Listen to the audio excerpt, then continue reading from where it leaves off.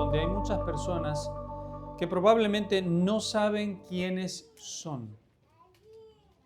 Y están buscando por todos lados identificarse con algo, con alguien, con un grupo, con una filosofía, con una idea. Pero la raíz del problema es que esas personas no saben quién son. Y es por eso que hoy en día vemos mucha moda en donde mujeres quieren hacerse hombres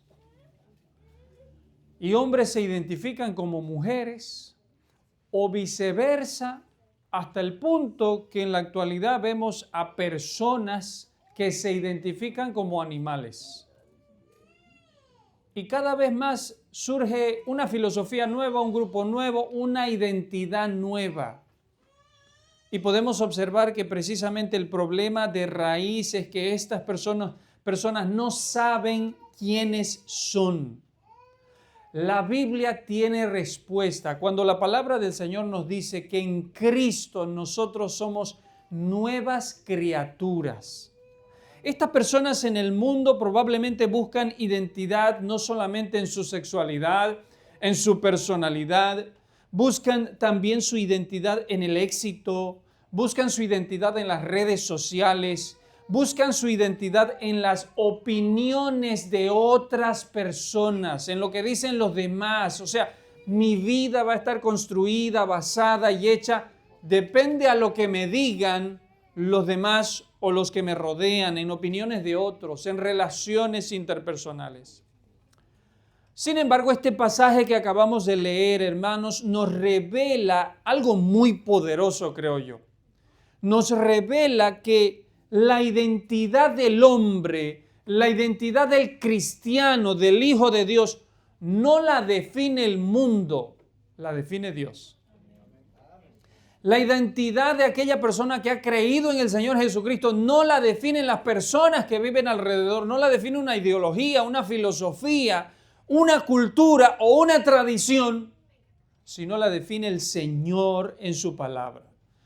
Y Pedro escribe a creyentes que están siendo perseguidos por la causa del Evangelio, creyentes que probablemente están dispersos por todo el mundo, alejados de su tierra de una manera forzosa, quizás un poco confundidos, algunos pasando hambre, algunos enfermos.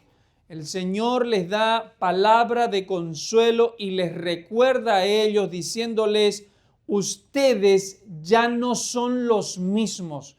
Ustedes ya tienen una nueva identidad en Cristo Jesús. Y lo primero que Pedro les recuerda a estos hermanos es en el versículo 9, cuando les dice: ustedes son linaje escogido. Dice el pasaje bíblico: mas vosotros sois linaje escogido. Y esta expresión de linaje se usaba para referirse exclusivamente al pueblo de Israel. Eso se mantuvo por más de 2000 años, creo yo, hasta que viene el Señor Jesucristo a la tierra. El pueblo de Israel era el linaje escogido de Dios. Pero en esta carta, el linaje escogido se aplica no solamente a judíos que habían creído en Cristo Jesús, sino también a gentiles que habían creído en el Señor. Por lo tanto, creo yo, trasladándome un poquito a las mentes de los judíos de aquella temporada, Pedro, al decir esto, es como si lanzase una bomba. El mensaje que da Pedro en estos versículos fue fuerte y contradictorio para la mente de aquellos que eran nacionalmente judíos.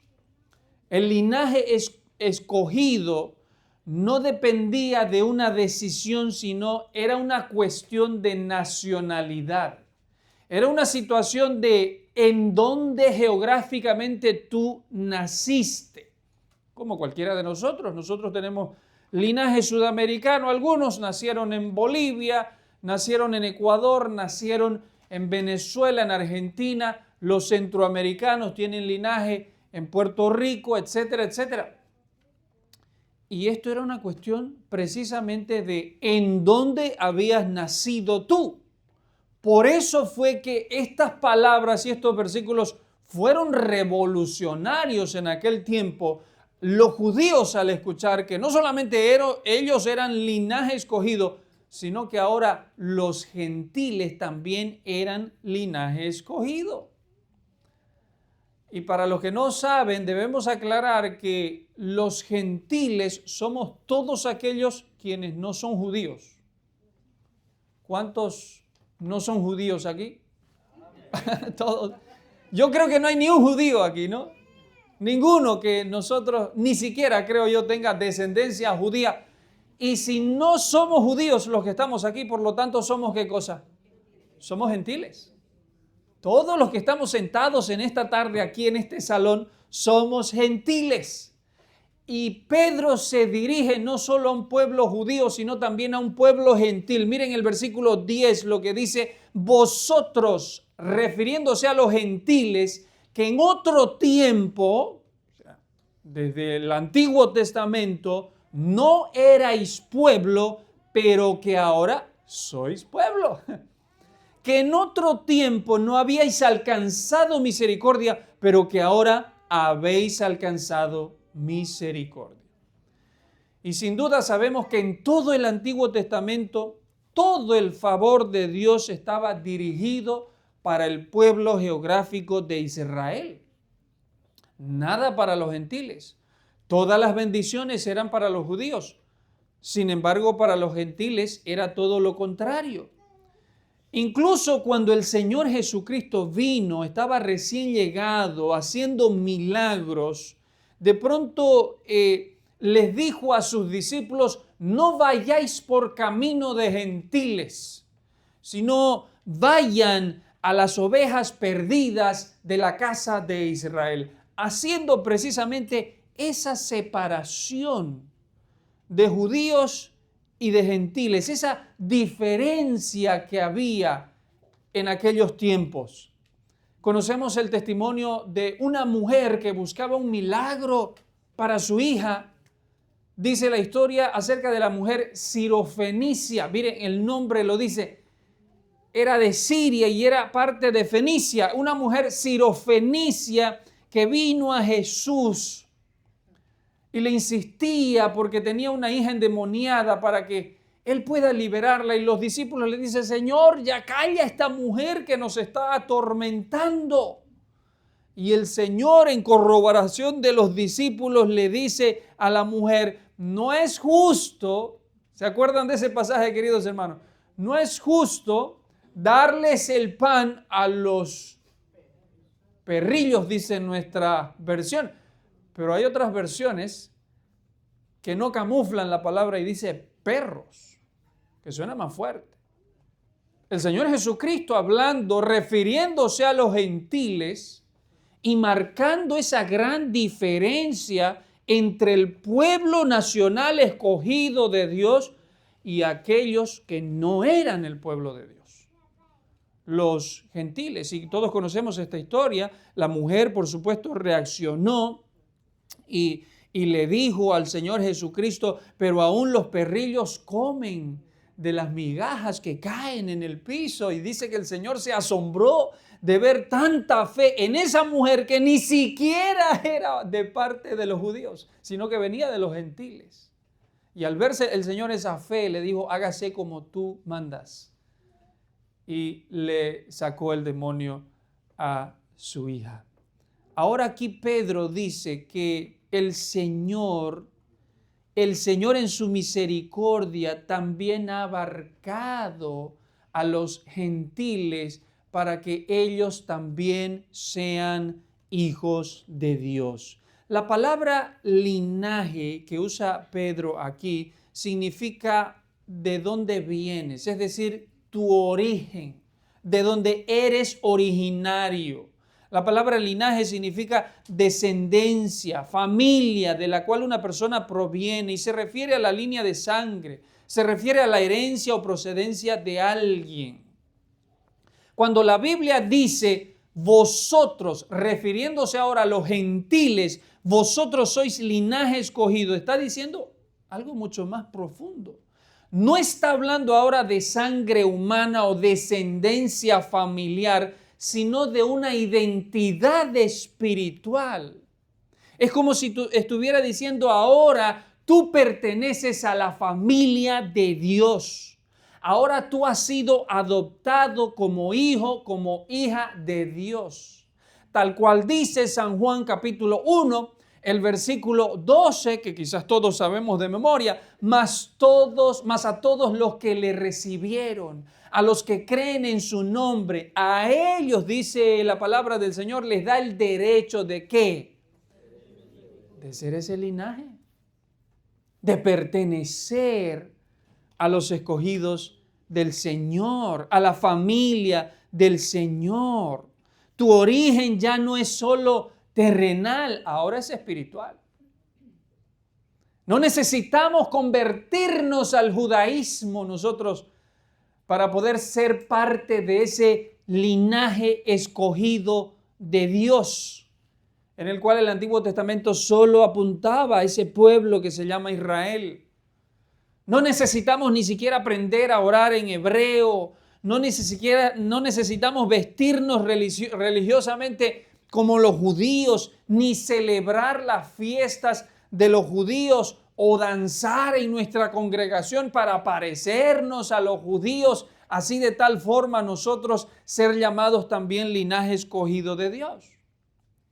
En Efesios capítulo 2, versículo 14, a través del apóstol Pablo, dice el Espíritu Santo, porque Él es nuestra paz, que de ambos pueblos, es decir, tanto judíos como gentiles, hizo ¿qué cosa? Uno solo. Un solo pueblo, derribando la pared intermedia de separación. No está diciendo, noten ustedes, que el gentil tenga que hacerse judío para ser parte del linaje, ni viceversa. Por lo tanto, no se trata de que si eres judío. Hermanos, yo he visto iglesias en el internet en donde se dedican prédicas completas a enseñar el significado del sonido del shofar. Y que todo hijo de Dios tiene que aprender a soplar el shofar. Y que ese sonido significa la batalla. Y que ese sonido significa tal cosa. Enseñanzas completas que como historia está bonito y está bien, pero que luego aplican esas enseñanzas como si nosotros tuviésemos que practicar las costumbres y las tradiciones de los judíos para nosotros también ser parte del linaje escogido de Dios. No se trata de eso. La palabra del Señor no está hablando de que si guardas o no guardas la Torá, no está hablando de que debes cumplir el calendario religioso judío a detalle, o de que debes aprender el Padre Nuestro en hebreo, porque así Dios te escucha. Tiene que ser en hebreo. No, hermanos, el Señor sabe hablar español, amén. Y podemos orar en nuestro propio idioma y así Dios nos escucha. Se trata de la fe. Se trata de creer. Porque los que creen vienen a ser parte de ese pueblo escogido de Dios. Con razón el apóstol Pablo dijo en cierta ocasión, porque no todo Israel, ¿qué cosa? Es israelita. ¿Leyeron esa parte ustedes en Romanos cuando Pablo dice, no todo Israel es israelita? ¿Qué está diciendo Pablo aquí? Claro, está comparando lo geográfico, lo físico con lo espiritual, para darnos a entender que la salvación ahora no es solo para el pueblo judío, sino también para el pueblo gentil y para todos los rincones del mundo. No es el hecho de que físicamente hayas nacido en una nación, sino que se trata de que espiritualmente hayas nacido de nuevo. Y el versículo nos dice que todo hijo de Dios pertenece a este linaje y que pertenecemos a este linaje porque hemos creído. Pero nuestro versículo base en 1 de Pedro 2:9 también nos enseña de que Dios nos escogió. Mire, no solo dice linaje, sino que dice, mas vosotros sois linaje, ¿qué cosa? Escogido. Y usted dice, a ver un momento. Usted me está diciendo que yo llego a ser un hijo de Dios porque yo debo recibirle y al creer y recibirle y aceptarle, yo vengo a ser un hijo de Dios, sí. Pero ahora me está diciendo que yo no puedo ser hijo de Dios si no soy escogido por Él, pues sí también. Hoy en día hay división entre iglesias incluso, en donde algunas se van a los extremos, a ambos extremos. Vemos por un lado que hay iglesias que hacen énfasis en el libre albedrío, iglesias que hacen énfasis en que la salvación está solo en nuestras manos y que depende solo de nosotros y de que si nosotros no tomamos una decisión, nada de eso va a suceder en cuanto a la salvación y que la predestinación no existe. Pero por otro lado hay el otro extremo en donde la gente puede cruzar los brazos y decir, no, es Dios quien escoge, el hombre no hace nada. Así que nos sentamos tranquilos, no hay necesidad de ni siquiera predicar porque es Dios el que predestina, etcétera, etcétera. ¿Cuál es la verdad? ¿Quién está en lo cierto? Y las iglesias muchas veces están en pugna por tal situación entre pastores divididos o aún entre hermanos cristianos, hijos legítimos de Dios que tienen diferentes opiniones. Hermanos, en esta congregación nosotros predicamos las dos cosas. ¿Sabe por qué? Porque la Biblia habla de las dos cosas. La Biblia dice por un lado que debemos creer y que el hombre tiene una responsabilidad de correr en arrepentimiento y fe a los pies de Cristo.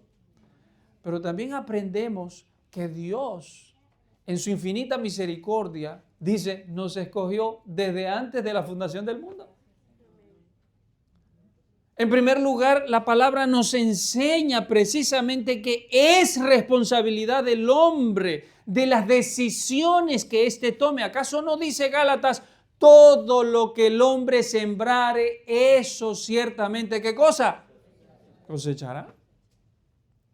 Dice Hechos capítulo 3, versículo 19, Hechos 3, 19, y veamos rápido estos versículos. Hechos 3, 19 dice, así que arrepentíos y convertíos. ¿A quién le está hablando ahí?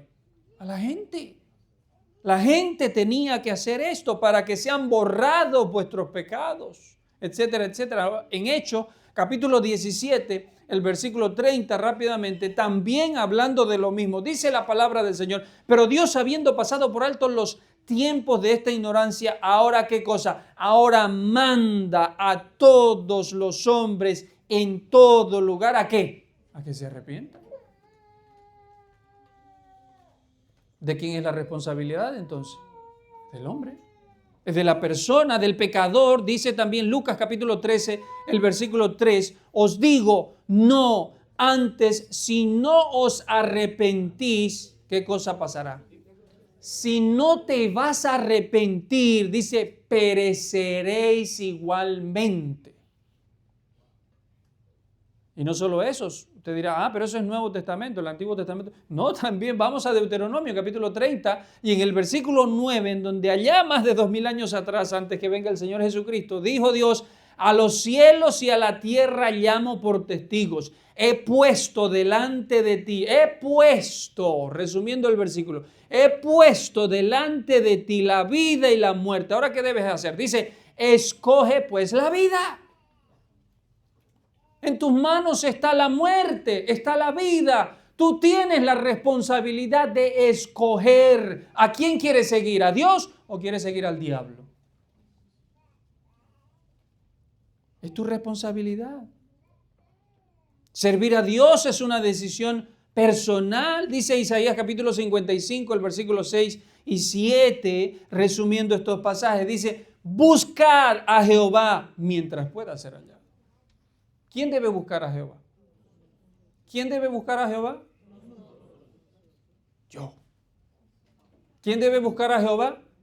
Es mi responsabilidad. Ni siquiera es la de tu madre, ni siquiera es la de tu familia. No importa que tengas un tío pastor, no importa que tengas un papá que sea anciano de la iglesia o diácono. Tu responsabilidad es buscar. Tu responsabilidad es ir. Tu responsabilidad es escoger. Tuya y nada más. Dice Hebreos capítulo 3, versículo 15 también, si oyereis hoy su voz, no endurezcáis vuestros corazones. ¿Qué debes hacer tú? Bueno, si oyes la voz del Señor, ¿qué debes hacer? No debes endurecer tu corazón. Como decía el proverbio, el sabio Salomón, no seamos como una mula sin entendimiento, duros en nuestra servicio, en el momento de creer. Dice la palabra del Señor, no endurezcáis vuestros corazones. Y Romanos capítulo 10, versículo 9, hablando también de esto, dice que si confesares con tu boca que Jesús es el Señor, serás salvo. ¿Quién debe confesar? Yo. Tú, es tu responsabilidad.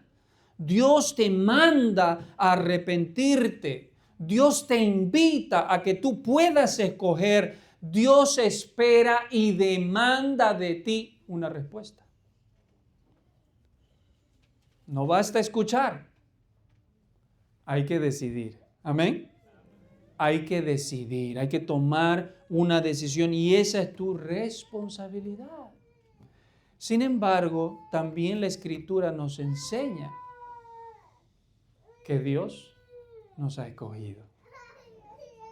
Y eso es una bendición. O sea, no es casualidad que hoy estés aquí en Cristo Jesús. No fue una suerte del destino. No es una casualidad, es una elección divina.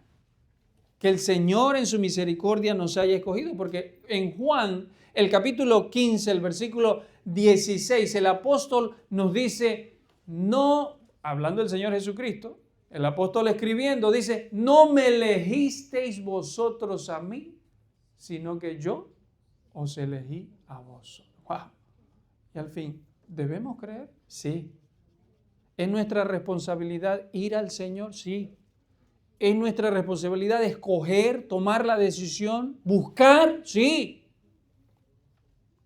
Y aquí también la palabra nos da la otra cara de la moneda, en donde nos dice, ustedes no me eligen a mí. Porque si fuese por ustedes, ustedes seguirían dándome la espalda. Dice, yo os elegí a vosotros. Nos llamó cuando estábamos perdidos en nuestros pecados y en nuestros delitos. Hermanos, y el hecho de saber que Dios en su infinita misericordia nos escogió, o sea, nos eligió, me eligió a mí desde antes de la fundación del mundo, lo único que podemos hacer es rendirnos en agradecimiento a Él.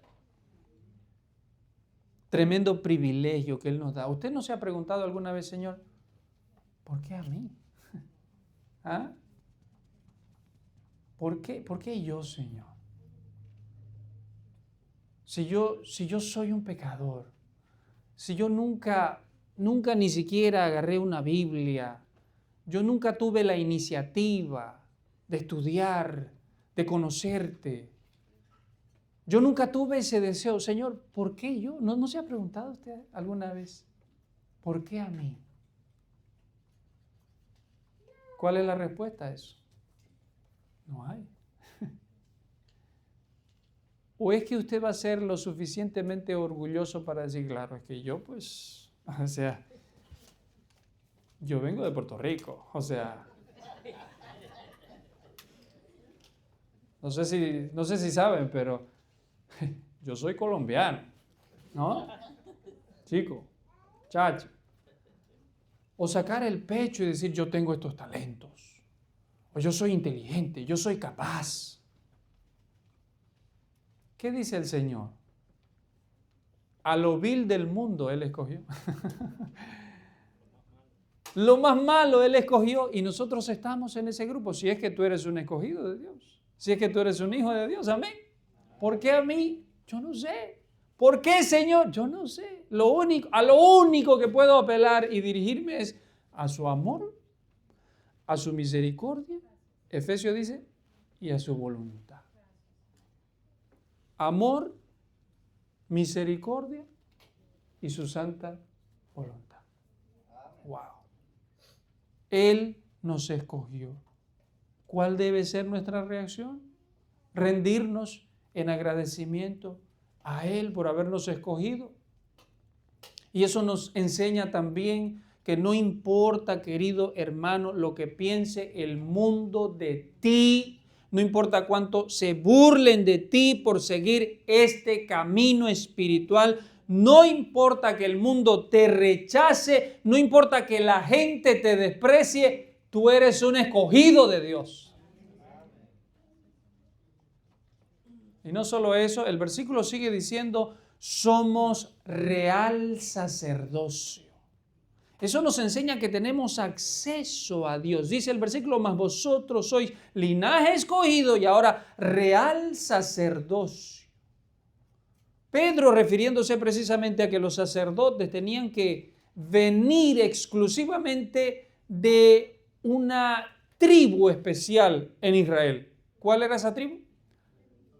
La tribu de Leví. La tribu de Leví. Esto nos enseña que no cualquier persona podía ser un sacerdote. De hecho, si uno era judío, tampoco cualquier judío podía ser un sacerdote. Este judío tenía que ser, aparte de judío, tenía que ser uno que venía de la familia, de la tribu de Leví, ¿no? Y no solo eso, tenía que ser incluso no solo judío, no solo de la tribu de Leví, sino también exclusivamente de la familia de Aarón. O sea, no cualquiera podía ser un sacerdote en aquellos tiempos. Era algo sumamente especial y exclusivo. Tenía que ser exclusivo de la familia de Aarón. Tú ni yo nunca jamás hubiésemos podido ser sacerdotes. Los sacerdotes eran personas que servían en el templo y eran los únicos que podían venir delante del Señor y entrar en su presencia. De hecho, el judaísmo es, dice alguien, un historiador, es un sistema sacerdotalista. ¿Qué significa esto? Que usted no puede ir directamente a Dios. Que usted tiene que ir a través de ¿quién? De un sacerdote. El pueblo judío era un pueblo sacerdotalista, lo cual indica que cualquier judío, no importa por ser judío, no podía ir directamente a Dios, ni pedirle perdón de sus pecados directamente a Dios, ni pedirle que le bendiga directamente a Dios. Tenía que ir a través del sacerdote. Esa persona que pecaba venía ante el sacerdote, traía su animalito, algunos ovejitas, algunos traían vacas, los más pudientes, los que eran de menos recursos, traían palominos, incluso harina, trigo, incluso aceite para aquellos que eran de más escasos recursos. Pero esas personas presentaban esas ofrendas al sacerdote. Y era el sacerdote que cogía esa ofrenda, ese animal, esa harina o ese aceite y entraba a Dios, sacrificaba el animal y oraba y pedía perdón a Dios por ese hombre. Lo que hoy en día nosotros en teología tenemos esta palabrita que es un poco teóloga, que quizás algunos no entienden, pero lo que hacía el sacerdote era fungir de puente delante de Dios, entre Dios y entre el hombre, ¿no? no podía orar directamente, no podía adorar libremente, no podría ministrar. Pero la palabra del Señor ahora nos dice, ustedes no solamente son un pueblo escogido, sino también son un real sacerdocio. Mire lo que dice Hebreos capítulo 4, versículo 16. El sacerdote presentaba esta expiación y él era el representante de Dios. Pero ahora Hebreos dice, acerquémonos pues confiadamente al trono de la gracia. O sea, ya hay un acceso directo a Dios. Y es por eso que Pedro nos dice, ahora ustedes, ya no hay necesidad de ser judío, no hay necesidad de ser descendiente de la tribu de Leví, ni descendiente de la familia de Aarón. Ahora, todo aquel que cree que es un hijo de Dios, viene a ser parte de la familia, el linaje escogido por Dios, es también parte del sacerdocio de Dios. No debemos vivir lejos de Dios, sabiendo esto, hermanos. Si tenemos esa bendición que Él nos da de acceder a Él 24/7, no hay por qué vivir lejos de Él. Más al contrario, nuestra vida espiritual no debe depender de otros, debe depender de nuestra relación con el Señor. Y no solo eso, sino sigue diciendo el versículo para que vamos avanzando, dice, somos nación santa, en nuestro versículo base. Somos nación santa, es decir, somos un pueblo llamados a ser diferentes. Porque aquí la palabra santo, según lo hemos aprendido, significa apartado. La palabra santo significa apartado. Hace tiempo cuando fui a México, una hermanita nos hizo unos tacos. Qué rico. Pero yo les estoy hablando de los originales. No esos que vienen a Acapulco. No. Allá, los originales. Y las tortillas ahí, en el comal. Original, calientitas, fresquitas. Y de pronto, la hija de esta hermana que estaba preparando las tortillas, le trajo un pañito para tapar las tortillas. Ustedes saben que se tapan las tortillas para que estén calientitas, ¿no? Y la mamá rápido dice, no, le dice, ese no, aquel, dice, refiriéndose a otro pañito, otro trapito especial, exclusivo, que había sido preparado para las tortillas. O sea, ella usaba exclusivamente ese pañito para las tortillas, no otro no. Esto nos indica el significado de la palabra santo. O sea, ese pañito había sido santificado. Porque la palabra santo significa apartado exclusivamente para una función. Eso es lo que significa.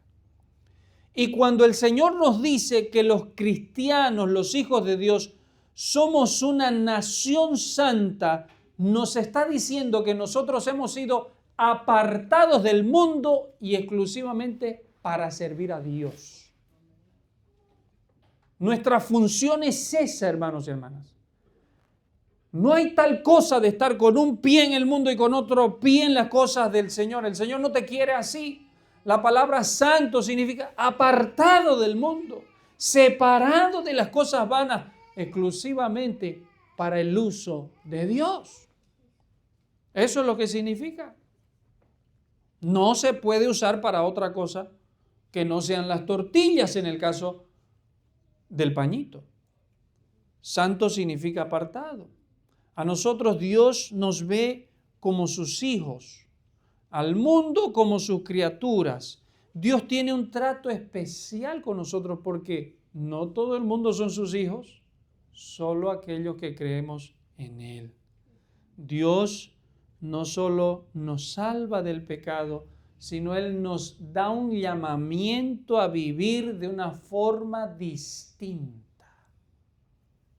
Una forma diferente. Por eso dice Romanos capítulo 12, el versículo 2, Pablo hablando aquí, no os conforméis a este siglo. Otras versiones dice, no se amolden a las costumbres de este mundo, sino que su mente sea renovada, sea transformada para la gloria del Señor.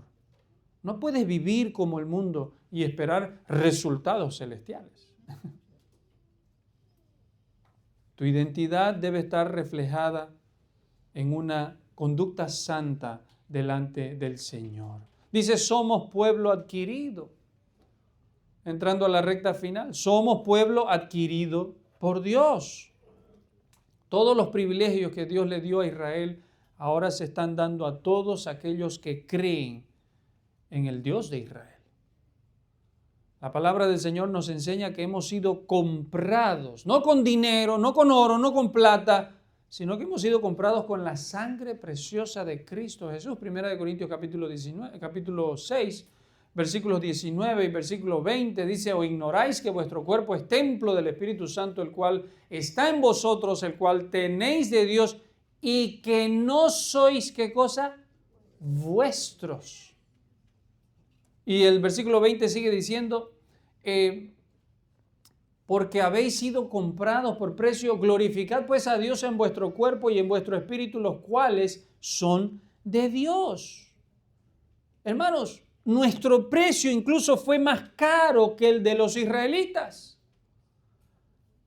En aquellos tiempos, cuando Dios en la primera Pascua salva a los israelitas de Faraón, se fueron sacrificados corderos, animalitos, para que esa sangre represente el verdadero cordero que vino después. El precio que Dios pagó por nosotros fue más caro que el precio que se pagó por los israelitas que fueron salvados de Egipto. Y esto significa que no nos pertenecemos ahora a nosotros mismos. Porque muchos podríamos decir, después de que recibimos un consejo o escuchamos a alguien exhortándonos, es mi vida, no te metas, es mi cuerpo. ¿No es cierto? Hermanos, un cristiano nunca debe decir eso.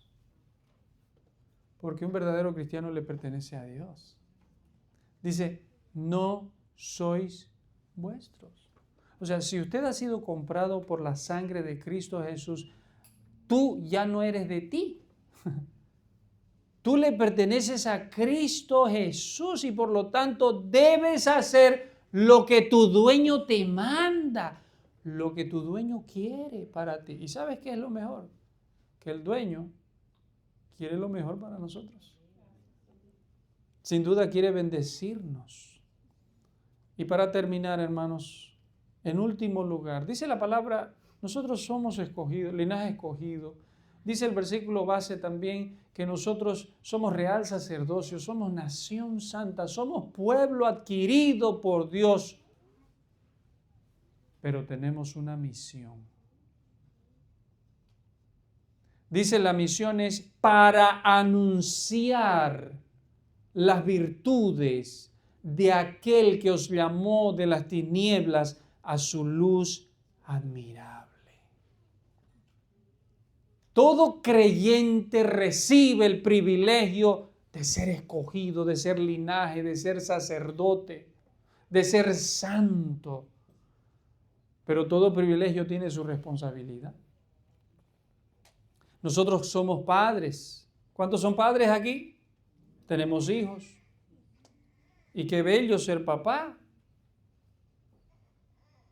Pero detrás de eso hay una gran responsabilidad, ¿o no? ¿Sí? Miren, yo tengo 5 bocas aquí. Y bien grandes. Y durante la semana hay que sudar un poco. ¿Para qué? Para llenar esas bocas de estos pollitos, porque están pío, pío, todo el tiempo.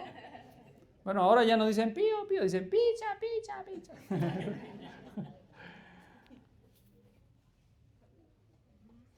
Como padre uno se siente privilegiado, ¿no es cierto? Porque tengo hijos. Qué privilegio ser mamá. Pero detrás de todo privilegio siempre hay una responsabilidad. Felicidades, te casaste, ahora ya eres marido. ahora ya eres esposa, qué bendición. Bueno, sí, qué bonito, la luna de miel hermoso, ni se diga. Pasan meses y qué.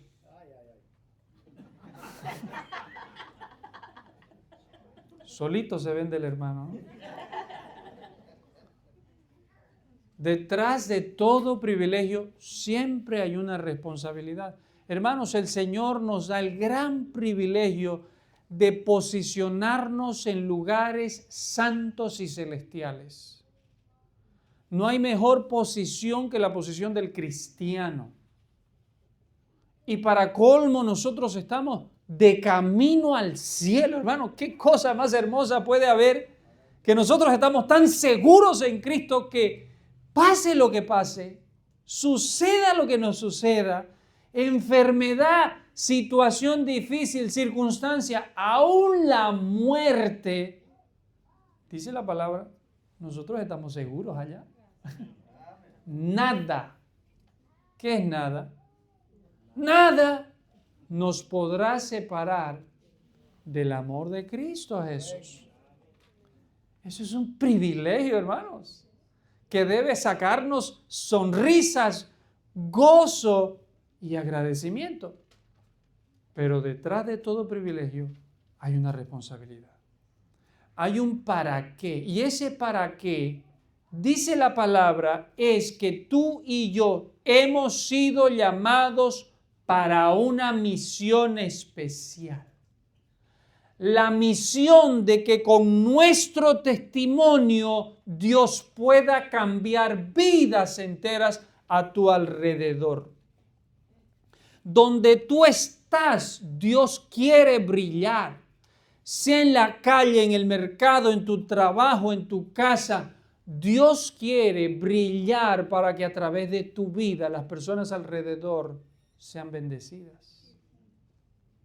No solo fuimos salvados, sino también somos enviados por el Señor.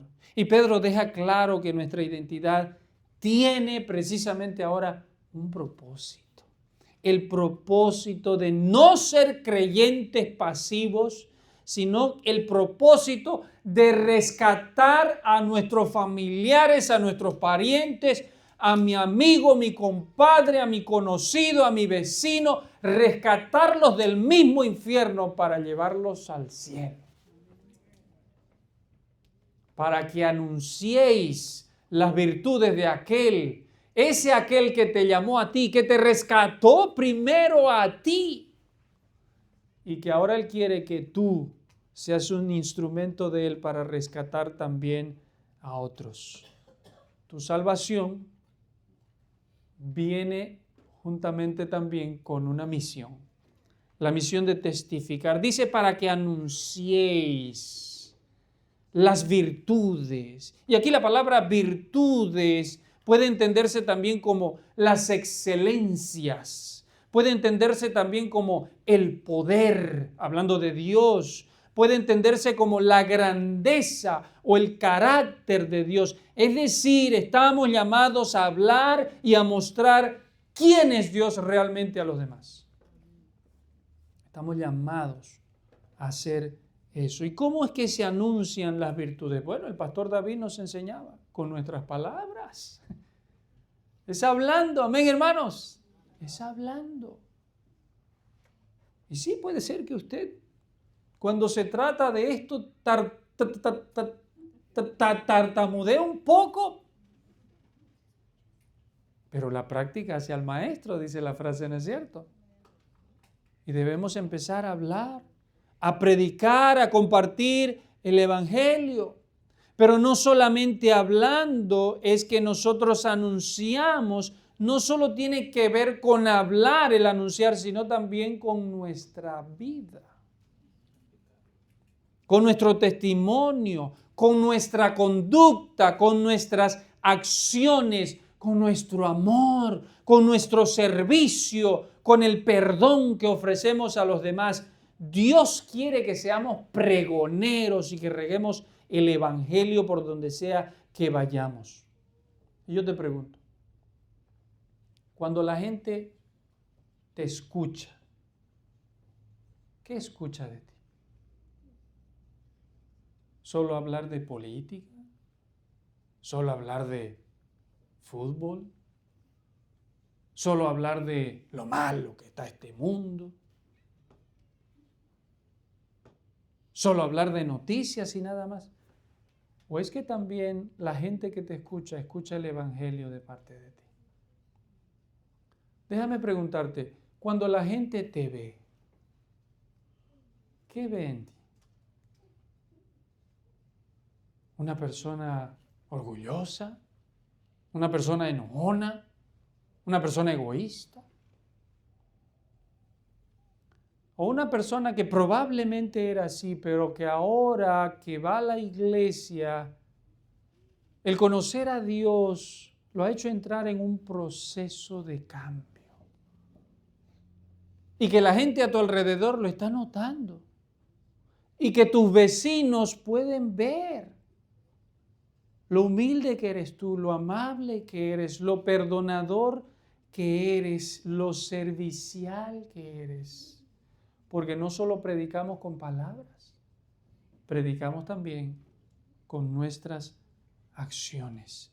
Se predica también con la vida, porque tenemos una misión y esa misión es anunciar las virtudes de aquel que nos llamó de las tinieblas a su luz admirable. No podemos callar lo que Dios hizo con nosotros. Amén, hermanos. Amén. No podemos. Tenemos que expresarlo de alguna forma, con palabras, con una invitación a la iglesia, con una acción de amor a mi pariente, a mi vecino, y empezando por nuestra propia parentela, por los que están en nuestra casa, por nuestra familia. ¿Sabe que ellos están de camino al infierno?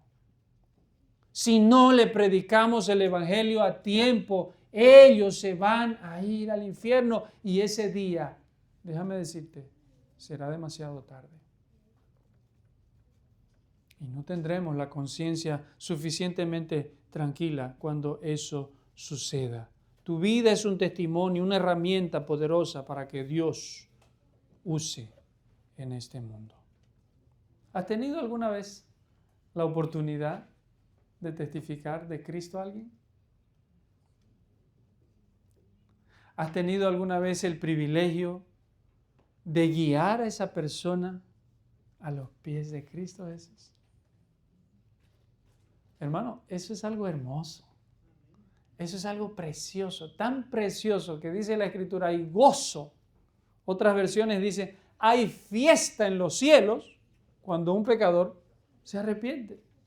Y si hay gozo allá con los ángeles, ¿cuánto gozo se siente cuando uno está siendo usado por Dios para llevar esa alma de la perdición a la vida eterna? ¿Has tenido alguna vez esa oportunidad? Busquémosla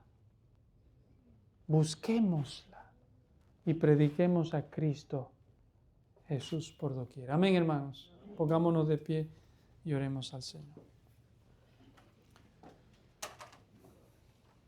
Bendito Padre, te damos gracias, Señor, por tu palabra. Te agradecemos porque podemos ver nosotros que ahora en Cristo tenemos una nueva identidad. Hemos sido escogidos, somos sacerdotes, somos santos, somos propiedad de Dios,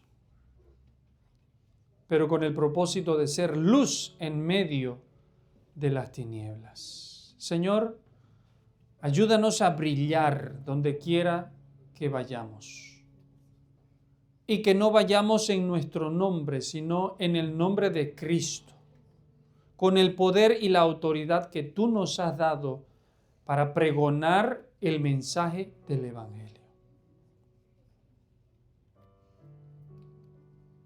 Gracias, Señor, por este privilegio. Ayúdanos, Señor, porque solos no podemos. Y gracias porque todas las bendiciones que nosotros tenemos son debido al mérito, al sacrificio que nuestro Señor Jesucristo hizo por nosotros. No somos nosotros, sino Cristo en nosotros. Oh Dios, te agradecemos por tu Hijo, en el nombre del Señor. Y todos decimos...